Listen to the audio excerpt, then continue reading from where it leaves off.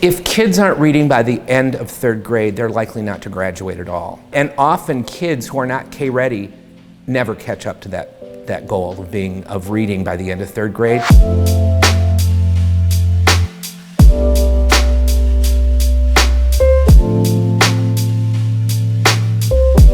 Hi, I'm Dean Kephart. I work for Serve Minnesota. So Serve Minnesota has the statewide contract to place about 2,000 Americorps folks every year to work in 13 different nonprofits.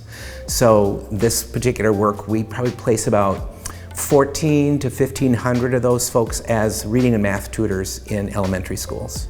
Last fall, we noticed that we were having some principals that were kind of backing away from our services in the Bloomington School District. Les Fujiaki is the superintendent, and he's always been a really supporter of our work. So I suggested to the team that we just go and have an empathy session with Les to see if we could figure out kind of what we want to be. A strategic partner with the Bloomington School District, and he wants us to be, but we just needed to go and listen to find out exactly what was happening. For my team, the empathy session was very painful because they're action-oriented, and every comment that he made they wanted to try to solve for instead of just listening and asking more questions. And I kept assuring them, you'll eventually get to solve for this, but today we're here just to listen to the superintendent and get his feedback on what's working and what's not working. So we did about a 90-minute session with him, and then we went back and unpacked and got to like 3 different point of view statements, and then we solved for one of those and brought him the prototype back. Our prototype that we took to him was a way to show all the principals kind of a menu of our services. And he was even surprised with a few of the things that we had in our palette of services and he wasn't aware of. And that was primarily around what we're doing in pre-K, what we're doing in licensed family child care.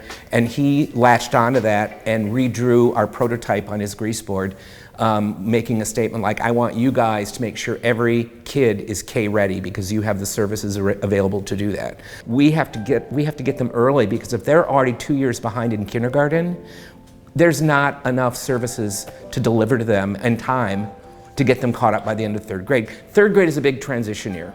From pre-K to third grade, you're learning to read. Starting in fourth grade, you're reading to learn.